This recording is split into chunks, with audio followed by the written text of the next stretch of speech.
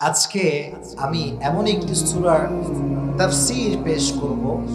আমাদের জীবনে অনেকের দুঃখ কষ্টের কোনো শেষ নাই, আবার অনেকের জীবনে অভিযোগের কোনো শেষ নাই। যার জীবনে অনেক দুঃখ, অনেক কষ্ট, অনেক বেদনা, আজকের এই ওয়াজটা যে শুনবে, এই তাফসীর যে শুনবে, তার জীবনের দুঃখ কষ্ট নিমিষেই হালকা হয়ে যাবে। সুবহানাল্লাহ পড়লেন না? বিশেষ করে আমার বোনদের অনেক অভিযোগ থাকে জীবন নিয়ে। দেখবেন যে মেয়েরা কথায় কথায় বলে, কি জীবন পাইলাম, স্বামী ভালো না, বাপ ভালো না, মেয়ে ভালো না, অভিযোগের কোনো শেষ নাই।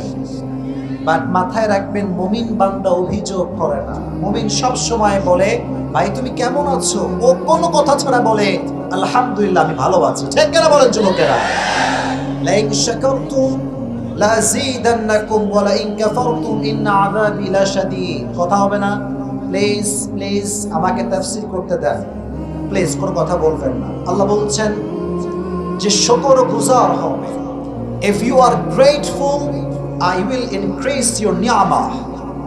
If you are ungrateful, then my punishment is the hard punishment in this world and the next.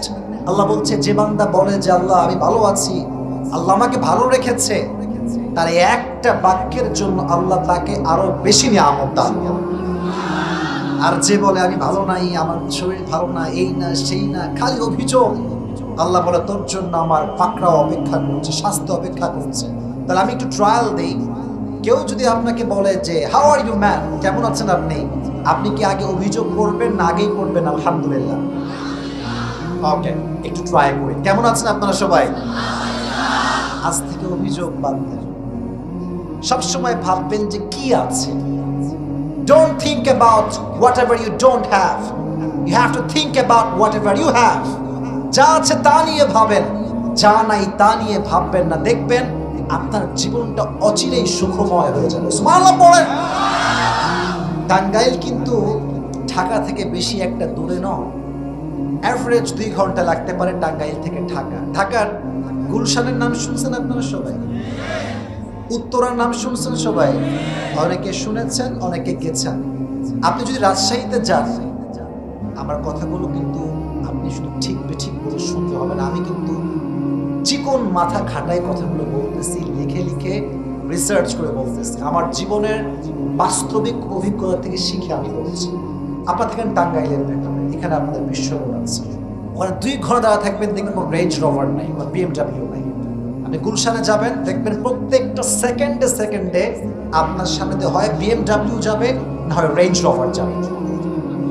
কথা ঠিক আছে না যুবক ভাইয়েরা? এটা আমি এই প্রশ্ন গুলশানে গিয়েছিলাম, জাস্ট এটা ওয়াজে বলছি এই জন্য, এখানে শিক্ষার বিষয় আছে।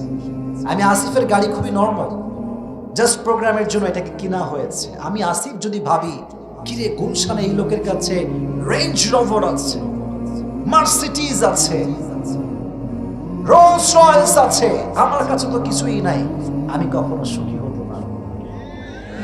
আমি যদি টাঙ্গাইলের রেলওয়ে স্টেশনে যাই আর দেখি ছোট্ট একটা বাচ্চা, দুধের বাচ্চা, ঠান্ডায় কনকন শীতে কাঁপছে, চাদর নাই, বালিশ নাই, খেলা নাই, মা এমন অবস্থায় বসে আছে, সন্তানকে যে দুধ পান করাবে, বুকের দুধ, যেহেতু 3 বেলা খানা পায় না, বুকের দুধটাও শুকায় গেছে, ওরে দেখলে আমার মন চাইবে যে আমি পৃথিবীর সবচেয়ে সুখী মানুষ। উনজুরু ইলা মান হুয়া আসফালা মিনকুম ওয়া লা তানজুরু ইলা মান হুয়া আ'লা মিনকুম। Don't look at those who are higher than you. যারা তোমার চেয়ে উঁচু লেভেল বিলং করে, আরো ভালো আছে, এদের দিকে তাকায়ও না। যারা তোমার চেয়ে খারাপ আছে, নিচু পজিশনে আছে, তাদের দিকে তাকাও, তোমার এই দিলটা খুশ দ্বারা ভরপুর হয়ে যাবে। সুবহানাল্লাহ পড়ো।